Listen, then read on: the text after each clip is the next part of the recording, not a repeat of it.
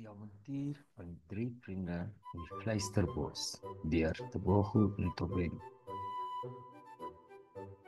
Lank gelede, aan die rand van 'n kleurvolle dorpie, was daar 'n geheimsinnige bos bekend as die Fluisterbos. Hierdie bos was anders as enige ander. Die blare het stories gefluister wanneer die wind daardeur waai en die bome het geheime bewaar wat ouer as tyd self. In hierdie bos het drie onwaarskynlike vriende gewoon. Rikus die haas, Mia die muis en Bertus die beer. Rikus was 'n energieke haas met ore so lank soos wortels en pote wat hom blitsvinnig kon laat hardloop. Hy was altyd haastig en opgewonde vir die volgende avontuur. En hy het 'n neus gehad vir moeilikheid en wortels natuurlik.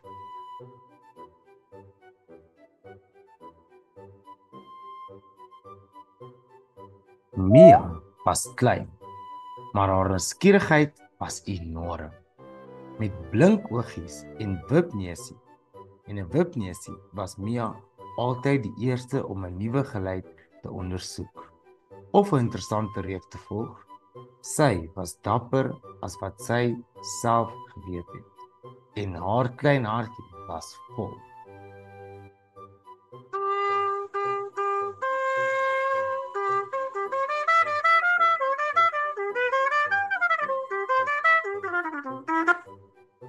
Bertus was groot en sterk, met 'n sagte hart en 'n bedaagsame geaardheid. Hy was die wysgewer van die groep, altyd daar om raad te gee en te help wanneer sy vriende in moeilikheid beland het.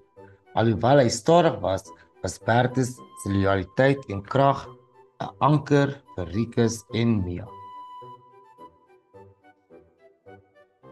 Een sonnige oggend, terwyl Rikus vinnig deur die bos gehop het, het hy op 'n vreemde kaart afkom wat half begrawe onder 'n klomp blare gelê het. Die kaart was oud en verweer, met simbole wat hy nie herken het nie, en 'n pad na die diepste deel van die Fluisterbos gelei het. 'n Plek wat selfs die dapperste vermy het.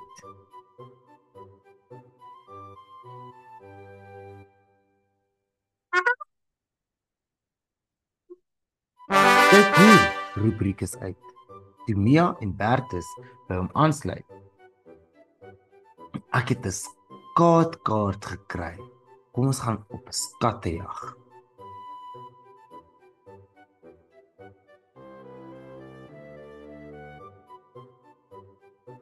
Mia se oë blink van opgewondenheid. "'n Skattejag? O, ek is in. Wat dink jy, Bertus?"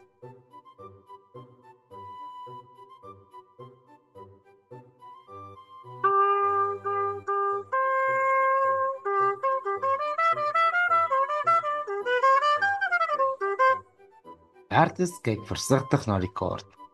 "Ek weet nie, vriende. Die diep bos is 'n gevaarlike plek. Is julle seker dit is 'n goeie idee?"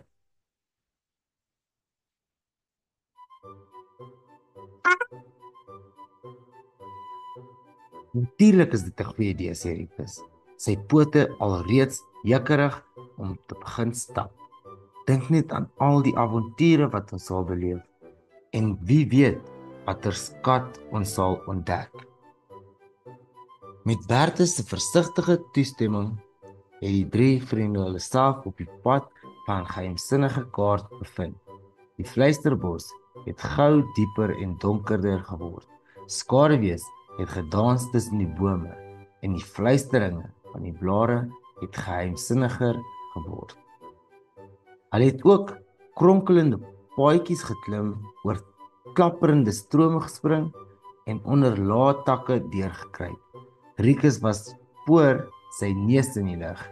Mia het agterna gehol, haar nuuskierigheid elke hoekie laat ondersoek, en Bertus het stadig agtertoe gekom, altyd seker gemaak dat sy kleiner vriende veilig is.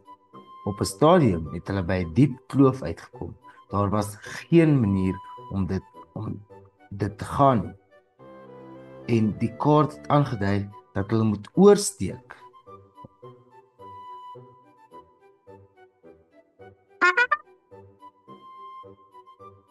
Ricus het heen en weer gehop, ongeduldig.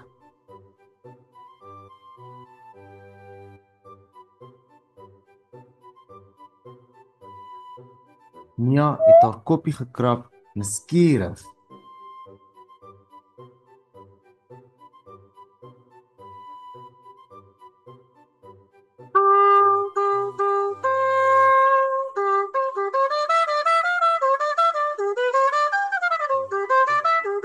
En Bertus het stil geword en nagedink.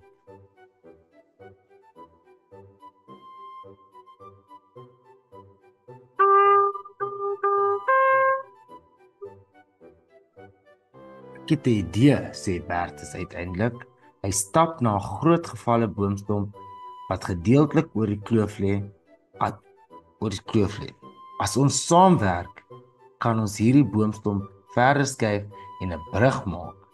En so het hulle gedoen. Ricus het sy vinnigheid gebruik om klein klippies en takkies onder die boomstam uit te haal. Mia het die kleinste spasies ingekry om die losgrond weg te krap.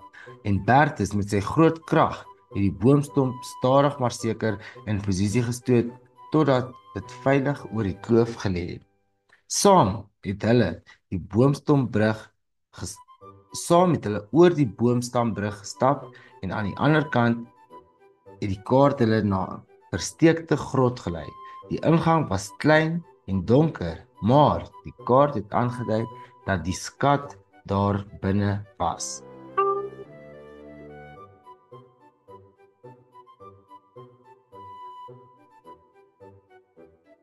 Weereens was dit Bertus se wysheid en krag wat hulle gehelp het. Hy het die ingang groter gemaak sodat hulle kon inpas. Binne in die grot het hulle nie goud of juwele gevind soos hulle dalk verwag het. In plaas daarvan was die grot gevul met boeke, rakke vol boeke van alle groottes en kleure, oud en nuut, dik en dun.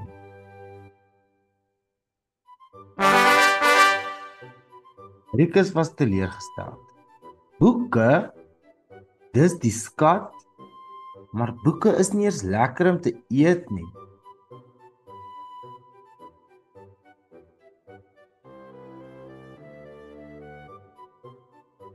Mia het reeds na die rakke begin stap, haar oë groot van verbasing. Maar Ricus, sê sy, haar stem vol verwondering. Kyk, daar is stories hier. Stories van avonture en geheime en dinge wat ons nog nooit geleer het. Bertus het genader en een van die boeke saggies opgetel. Hy maak dit oop en begin dit stadig lees. En soos hy lees, het 'n wonderlike ding gebeur. Die woorde het uit die bladsy gespring en die grot met beelde en klanke gevul. Hulle het die geluid van brullende riviere gehoor, die gesig van verre lande gesien en die emosies van karakters wat ver weg geleef het gevoel. Die 3 vriende het besef dat hulle 'n baie kosbare skat gevind het as wat hulle ooit kon droom. Die skat van kennis, verbeelding en stories. Hulle het die res van die dag in die grot spandeer, boeke gelees en 'n nuwe wêreld ontdek. Ricus het selfs 'n boek oor wortelresepte gevind. Toe die son begin sak, het hulle geweet dit is tyd om terug te gaan huis toe. Hulle het